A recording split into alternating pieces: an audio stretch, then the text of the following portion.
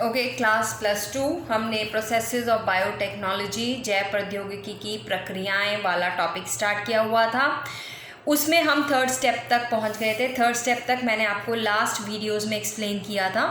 3rd step जो हमारा last step था उसमें था वांछित जीन को वाहक डीएनए से जोड़कर रिकॉम्बिनेंट डीएनए अणु का निर्माण करना। ये हमारा फाइनल 3rd स्टेप था, not final step, this is a 3rd step जो हमने लास्ट वीडियो में कर लिया है। अब ये जो रिकॉम्बिनेंट डीएनए हमने प्राप्त किया है, हमने उसकी नंबर ऑफ फोटोकॉपीज़ बनानी है, उसकी प्रतिलिपियाँ बनानी है। उसकी प्रतिलिपियाँ बनाने के लिए जो टेक्निक यूज़ होती है वो है पॉलीमरेज चेन रिएक्शन। ये जो पॉलीमरेज चेन रिएक्शन है, इस पर अलग से भी क्वेश्चन आ जाता है, राइट। एक तो ये रिकॉम्बिनेंट डीएनए टेक्नोलॉजी वाला पूरा क्वेश्चन आपको आ सकता है बड़े क्वेश्चन में, 5 मार्क्स के क्वेश्चन में। एक आपको ये पॉलीमरेज चेन रिएक्शन के ऊपर अलग से भी क्वेश्चन आ सकता है। तो पॉलीमरेज चेन रिएक्शन है क्या? पॉलीमरेज चेन रिएक्शन में हमारा जो लक्षित डीएनए है, जो हमारा वांछित डीएनए है, उसकी शीघ्रतापूर्वक प्रतिलिपियां बनानी, उसकी फोटोकॉपीज़ बनानी, ठीक है, और बहुत ज़्यादा नंबर में उसको प्राप्त कर लेना। अब उसको ज़्यादा नंबर में हमें जो हमारा जो वांछित डीएनए है उसको ज़्यादा नंबर में प्राप्त करने का कई कारण है, क्योंकि हमें उससे जो प्रोडक्ट मिलना है वो हमें ज़्यादा मात्रा में चाहिए, राइट। और मोर ओवर कई बार हमें डीएनए हैंडलिंग करते हुए इन केस हमारा डीएनए डीनेचर हो गया या उसमें कोई मतलब किसी प्रकार की कोई त्रुटि आ गई, तो हमारा जो रिकॉम्बिनेंट डीएनए हमने बनाया था वो तो ख़राब हो गया ना, हमें वो टेक्निक दोबारा से स्टार्ट करनी पड़ेगी। इस चीज़ से बचने के लिए हम अपने रिकॉम्बिनेंट डीएनए की बहुत सारी प्रतिलिपियां जो हैं वो बनाते हैं। अब इस प्रतिलिपि वाले प्रोसेस में, इस पॉलीमरेज चेन रिएक्शन वाले प्रोसेस में 3 स्टेप्स हैं किस तरह से ये बनाई जाती हैं।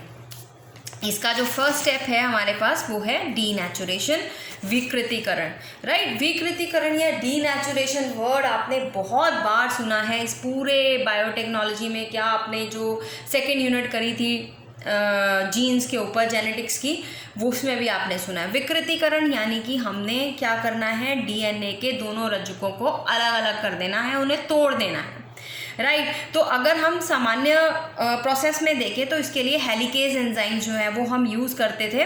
जब क्या हेलिकेज एंजाइम यूज़ होते हैं जिसमें डीएनए के दोनों स्ट्रैंड्स जो हैं वो अलग अलग हो जाते हैं। पर हमारा ये इन विट्रो टेक्निक है, राइट। पीसीआर टेक्निक जो है हम लैब में परफॉर्म कर रहे हैं, तो हम यहाँ पर क्या करेंगे, डीएनए के दोनों स्ट्रैंड्स को कैसे अलग करेंगे, उनको अलग करेंगे हम उनको हाई टेम्परेचर ट्रीटमेंट देकर, उन्हें अधिक ताप पर रखकर, राइट। कौन से कितने ताप पर रखते हैं, हमने यहाँ पे इस पूरी टेक्निक में ना टेम्परेचर्स को याद करना है कि कौन सा स्टेप जो है कौन से कितने टेम्परेचर पे पूर्ण हो रहा है। ये स्टेप से आप ऑलरेडी वाकिफ़ हो, राइट। तो हमने क्या करना है, उन दोनों स्ट्रैंड्स को 94 to 96 डिग्री सेल्सियस का हीट ट्रीटमेंट देना है, उसे ताप देकर दोनों स्ट्रैंड्स को अलग अलग कर लेना है। इससे क्या होता है, इतना जब हम टेम्परेचर देते हैं तो डीएनए के दोनों स्ट्रैंड्स के बीच में जो हाइड्रोजन बॉन्ड्स होती हैं, राइट, आपने डीएनए का पूरा संरचना जो है वो पढ़ रखी है, तो डीएनए के दोनों स्ट्रैंड्स के बीच में जो हाइड्रोजन बंद होते हैं वो इतना ताप देने पर टूट जाते हैं। अब दोनों स्ट्रैंड अलग अलग हो गए। जब दोनों स्ट्रैंड अलग अलग हो गए तो हमारा नेक्स्ट स्टेप होगा तापानुशीलता या एनीलिंग। अब हम क्या करेंगे, हम चाहते हैं कि इनके ऊपर अपने कॉम्प्लीमेंट्री स्ट्रैंड्स जो हैं वो बनने शुरू हो जाएं, राइट। तो अब उनके स्ट्रैंड्स बनाने के लिए अब यहाँ पर हमारे पास 2 स्ट्रैंड्स मान लीजिए, एक स्ट्रैंड है 3' to 5', राइट, और दूसरा स्ट्रैंड हमारे पास जो है वो रन करेगा 5' to 3'।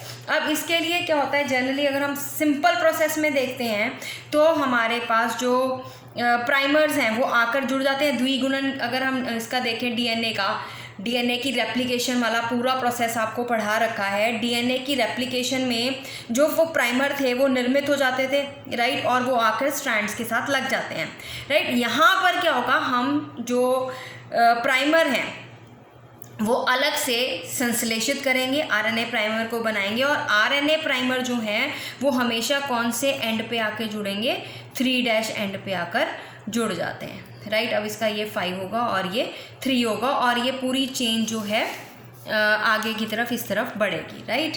तो यहाँ पर देखिए आप, हमारे पास 2 स्ट्रैंड्स डीएनए के हमने पृथक कर लिया, इन्हें अलग अलग कर लिया, राइट। एक स्ट्रैंड जो है उसकी पोलैरिटी 3 to 5 है, दूसरे स्ट्रैंड की पोलैरिटी 5 to 3 है। ये इसका मतलब मैंने आपको बहुत बार बहुत सी वीडियोज़ में बताया हुआ है, राइट। 3' to 5' मीन्स और 5 to 3 का मतलब क्या है। अब हमारे पास 3 to 5 वाला जो है, यहाँ पर 3' एंड पर आकर हमारे पास RNA प्राइमर्स जो हैं वो लगेंगे, और RNA प्राइमर की जो डायरेक्शन होगी 5 to 3, ऑब्वियसली वो उसके एंटी पैरेलल होगा, राइट, एंटी पैरेलल होगा। और 3' एंड की तरफ हमारा फंक्शनल ग्रुप होता है OH, और यहाँ पर हमारे न्यूक्लियोटाइड्स ऐड होने शुरू हो जाएंगे, राइट। तो ये जो होते हैं, जो हमने आर्टिफिशियली ये प्राइमर्स बनाए, इनका यहाँ पर आकर जुड़ना जो है तापानुशीनता या एनीलिंग कहते हैं हम इसे। और ये एनीलिंग होने के लिए हमें जो टेम्परेचर है उसको इस स्टेप के लिए जो हमें टेम्परेचर रिक्वायर्ड होता है वो आपकी बुक में लिखा हुआ है 40 degree Celsius to 60 degree Celsius, right. तो ये जो टेम्परेचर है ये तो आपको वेरी करता है 40 to 60 के बीच में, पर इसका ऑप्टिमम टेम्परेचर जो रहेगा वो 56 डिग्री सेल्सियस रहता है। हमारा जो फर्स्ट स्टेप हमने देखा था, फर्स्ट स्टेप में हमारा टेम्परेचर कितना रिक्वायर्ड था, 94 डिग्री तक हमें चाहिए था, 94 to 96, जिसमें हमने क्या करना है, DNA का विकृतीकरण करना है, दैट इज़ डीनेचुरेशन करनी है, उसके दोनों स्ट्रैंड को सेपरेट करना है। पहला स्टेप में हमारे DNA के दोनों स्ट्रैंड अलग अलग हो गए, जो पहले जुड़े हुए थे उनके बीच के हाइड्रोजन बॉन्ड्स जो हैं वो टूट जाते हैं, राइट, ये अलग अलग हो जाते हैं। अलग अलग होने के बाद हम चाहते हैं इनके ऊपर इनके कॉम्प्लीमेंट्री स्ट्रैंड्स बनने शुरू हों। कॉम्प्लीमेंट्री स्ट्रैंड्स बनने के लिए हमें क्या चाहिए, RNA प्राइमर्स चाहिए। अब ये RNA प्राइमर्स जो हैं वो 3' एंड पे आकर लग जाएंगे, और ये 3' एंड से फिर जो है फर्दर न्यूक्लियोटाइड्स जो हैं ऐड होने शुरू हो जाते हैं यहाँ पर, और हमारा पास इनके कॉम्प्लीमेंट्री स्ट्रैंड्स बन जाते हैं। ये जो सेकेंड प्रोसेस है हमारा एनीलिंग का, फर्स्ट जो था डीनेचुरेशन का, राइट। अब ये जो सेकेंड प्रोसेस है एनीलिंग का, उसमें क्या होता है, देखिए एनीलिंग वाले प्रोसेस में हमें कम टेम्परेचर की आवश्यकता होती है। कितना टेम्परेचर चाहिए होता है, 40 to 60 डिग्री सेल्सियस, ताकि वो जुड़ना शुरू हो सके। अब हमारे पास एनीलिंग के बाद जो थर्ड एंड फाइनल स्टेप आता है वो है हमारे पास एक्सटेंशन या दीर्घीकरण का, राइट। थर्ड स्टेप कौन सा है, एक्सटेंशन या दीर्घीकरण। एक्सटेंशन यानी कि यहाँ पर वेरियस नाइट्रोजन बेस पेयर या न्यूक्लियोटाइड्स आकर ऐड होने शुरू होंगे। इन न्यूक्लियोटाइड्स को ऐड करने के लिए हमें कौन सा एंजाइम चाहिए, टैक पॉलीमरेज एंजाइम। ये जो टैक पॉलीमरेज एंजाइम है ना, ये हमें जीवाणु से मिलता है, थर्मस एक्वेटिकस, ठीक है, थर्मस थर्मस और AQ एक्वेटिकस। थर्मस एक्वेटिकस जीवाणु से प्राप्त होता है, और ये जो एंजाइम है इस पे हाई टेम्परेचर का कोई असर नहीं होता, राइट।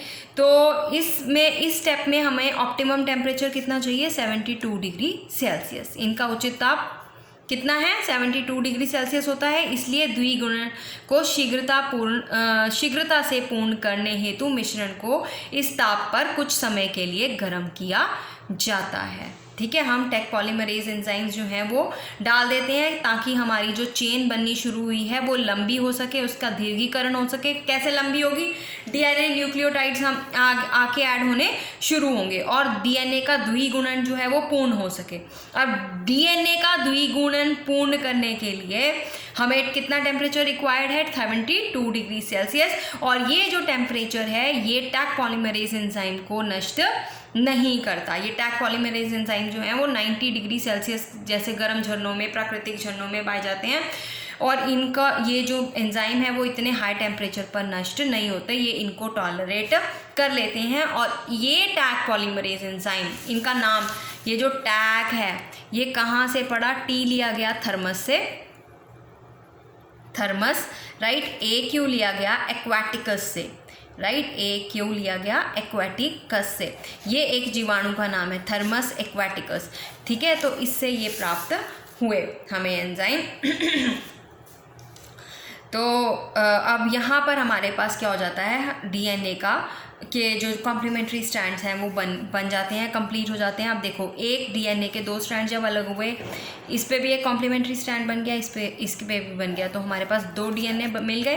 फिर आगे ये 2 DNA आगे, फिर ये 2 DNA का निर्माण कर लेगा, और ये भी आगे फर्दर 2 DNA का निर्माण कर लेगा। इस तरह से फर्दर हमारे पास कॉपीज़ जो हैं वो मिलती चली जाएंगी। एक डीएनए की फिर ये आगे फिर निर्माण करेगा, ये वाला भी आगे 2 डीएनए को निर्माण करेगा। जब इनके स्ट्रैंड्स अलग अलग होंगे तो डीएनए जो है उनकी नंबर ऑफ़ कॉपीज़ जो हैं वो बढ़ती चली जाएंगी। अब यहाँ पर हमारे पास ये स्टेप जो है वो ख़त्म होता है polymerase chain reaction.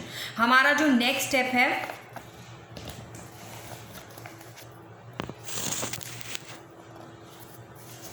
Recombinant DNA को पोषक जीवाणु के अंदर प्रवेश करवाना, राइट।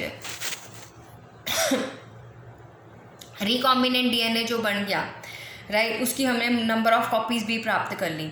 अब हमने उसको पोषक जीवाणु के अंदर प्रवेश करवाना है। उसको पोषक जीवाणु के अंदर प्रवेश करवाने के लिए कई स्टेप्स होते हैं, राइट। वो स्टेप्स हमने 1 बाय 1 लेने हैं। जनरली कौन सा होस्ट सेल हम यूज़ करते हैं? ई कोलाई बैक्टीरिया यूज़ करते हैं, पर आजकल बैसिलस सबटिलिस नाम का बैक्टीरिया भी जो है वो यूज़ हो रहा है। ये जो सेल हैं होस्ट जो है वो प्रोक्रियाटिक भी हो सकता है, वो यूक्रियाटिक भी हो सकता है, राइट। प्रोक्रियाट होगा तो हम जनरली ई कोलाई बैक्टीरिया लेते हैं, और यूक्रियाटिक होगा तो हम उसमें फंगस ले लेते हैं। फंगस में भी कौन सी फंगस लेते हैं? यीस्ट फंगस जो है एज अ होस्ट, राइट, हम उसको यूज़ कर सकते हैं। होस्ट यानी कि पोषक के रूप में उसको हम यूज़ कर सकते हैं ताकि वो अंदर जाके अपनी कॉपीज़ बना सकें।